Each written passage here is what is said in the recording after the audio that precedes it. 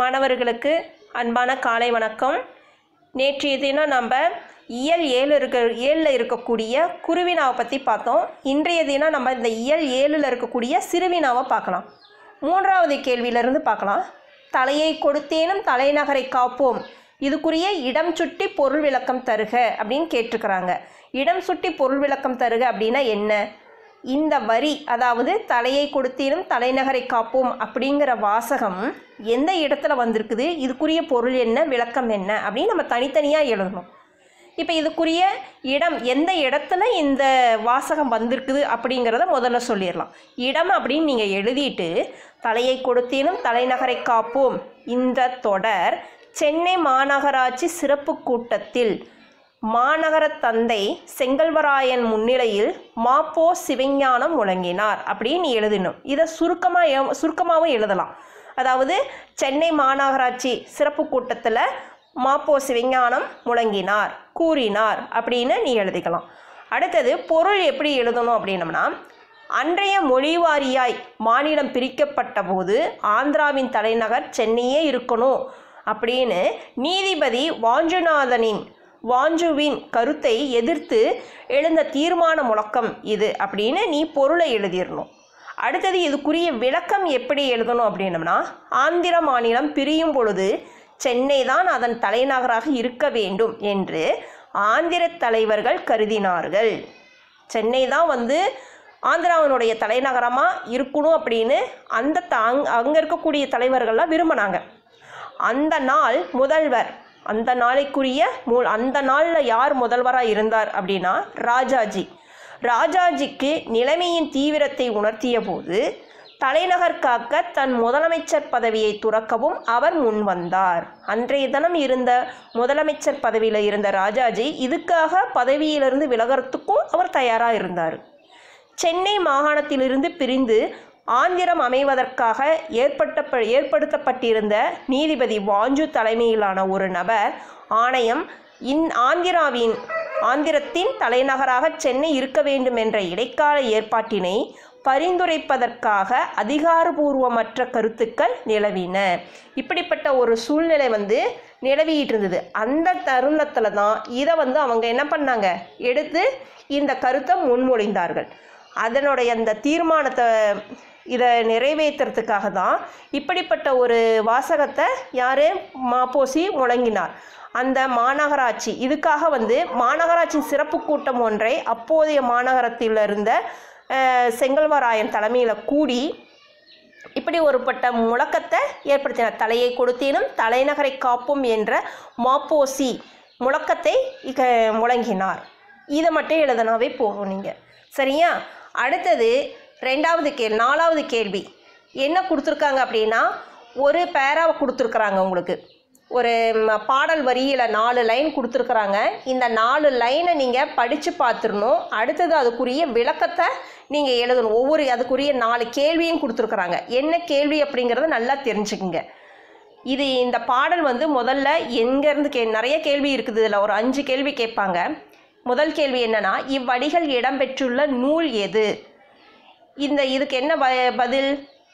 இந்த பாடலை நீங்கள் ஏற்கனவே தெரிஞ்சு வச்சுருக்கணும். தூசும் துயிரும் ஆரம் அகிலும் அப்படின்னு இந்த ஆரம் அப்படின்னு வந்துருச்சுனாவே இது சிலப்பதிகாரம். இதுக்கு எப்படி எழுதணும்? இப்பாடல் இடம்பெற்றுள்ள நூல் சிலப்பதிகாரம் அப்படின்னு எழுதணும். அடுத்தது பாடலில் அமைந்த மோனையை எடுத்து எழுதுக. இதுக்கு விடை எப்படி எழுதணும்? பாடலில் பகர்வனர் பட்டிலும் என்னும் சொற்கள் அடிமோனை அமைந்துள்ளது.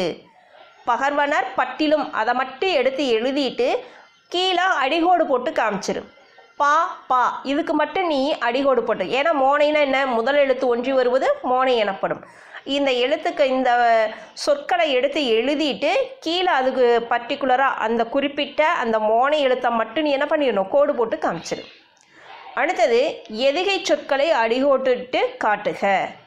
எதுகை சொற்கள் பாடலில் இடம்பெற்றிருந்த எதுகை சொன்ன என்ன, 2வது எழுத்து ஒன்றி வருவது. பகர்வனர் நகர வீதியும். இதில் கா 2 ஒரே மாதிரி வந்திருக்குதா? இதுக்கு கோடு போட்டுட்டு காக்காவை அடிகோடு போட்டு காமிச்சிட்டு பக்கத்தால் சீர் எதுகை அப்படின்னு எழுதிருங்க. சீர் எதுகைன்னா என்ன, ஒரே வரியில் இடம்பெற்றிருக்கக்கூடியது. அடுத்தது பட்டினம் கட்டி, இது ரெண்டையும் பாருங்கள், இட்டு இட்டு ரெண்டு ஒரே மாதிரி வந்திருக்குது. இதுக்கு அடியோடு போட்டு காமிச்சிட்டு பக்கத்தால் அடி எதுகை அப்படின்னு எடுத்து எழுதிருங்க. அடுத்தது 4வது கேள்வி, காருகர் இதனுடைய பொருள். காருகர் அப்படின்னா நெசவு தொழில் செய்பவர் அப்படின்னு எழுதிருங்க. 5வது, இப்பாடலில் காணப்படும் நறுமணப் பொருட்கள் யாவை? என்னென்ன நறுமணப் பொருட்கள்? ஆரம், ஆரம்னா என்னது? சந்தனம். அடுத்தது அகில், 2வது பதில் வந்து அகில். அகில் அப்படிங்கிறது ஒரு வாசனை மரம். இது ரெண்டு தான் இப்பாடலில் இடம்பெற்றிருக்கக்கூடிய நறுமணப் பொருட்கள். சரியா? அடுத்தது 5வது கேள்வி. 5வது கேள்வி என்ன கொடுத்துருக்காங்க அப்படின்னா, ஒரு பேராகிராஃப் ஒன்று கொடுத்துருக்குறாங்க, ஒரு பத்தி. இந்த பத்தியை படித்து பார்த்துட்டு நீ என்ன மேலே கொடுத்துருக்காங்க, பின்வரும் பத்தியை படித்து மையக்கருத்தை எழுதுக. இவ்வளோ பெரிய பேராவை கொடுத்துருக்குறாங்க. இதை படித்து பார்த்துட்டு இதுக்குள்ள என்ன மையக்கருத்து கொடுத்துருக்குறாங்க அதை மட்டும் நீ எடுத்து எழுதுனா போதும். மையக்கருத்தை எழுதுறதுக்கு முன்னாடி இதுக்கு ஒரு தலைப்பை நீங்கள் கொடுத்துருக்கணும். தலைப்பு இதில் யாரை முன்னிலைப்படுத்தி பேசியிருக்கிறாங்க அப்படிங்கிற பேரை எடுத்து எழுதுனாவே போதும். தலைப்பு இப்போ இந்த பேராவில் வந்து என்ன யாரை பற்றி கொடுத்துருக்காங்கன்னா, சோழனை பற்றி, சோழனுடைய மெய்கீர்த்தியை பற்றி கொடுத்துருக்குறாங்க. அப்போ தலைப்பு சோழர் மெய்கீர்த்தி வடிவம் அப்படின்னு எழுதிக்கங்க. இப்போ இதனுடைய மையக்கருத்து ரெண்டு பேரை 2 பாயிண்ட் மட்டும் எழுதுனாவே போதும். என்னென்ன பாயிண்ட் அப்படின்னம்னா, மெய்கீர்த்திகள் என்பவை எவ்வாறு தொடங்குகிறது, ஆண்டு, ஆட்சி, போர், வெற்றி, வரலாறு என கூறி அவன் தேவியுடன் வீற்றிருந்ததையும் கூறும் சாசனம் இது முதல் பாயிண்ட். 2வது, ராஜராஜன் மெய்கீர்த்தியின் விவரம் பின்வந்த மெய்கீர்த்திகளில் வம்ச விளக்கம் பற்றிய செய்திகள் உள்ளன. மொத்தத்தில் மெய்கீர்த்தி அதாவது சோழன் எவ்வாறு இருந்தான் என்பதை கூறுகிறது. இதுதான் மையக்கருத்து. சரியா? இதை மட்டும் எழுதினாவே போதும். சுருக்கி இந்த பேராவில் முக்கியமாக என்ன கருத்தை சொல்கிறாங்கங்கிறத சுருக்கி ஒரு 2 பாயிண்ட் எழுதினாவே போதும். சரி, நாளைய வகுப்பில் நம்ம அடுத்ததுக்குரிய கேள்வி பதில் விடையை பார்க்கலாம். நன்றி, வணக்கம்.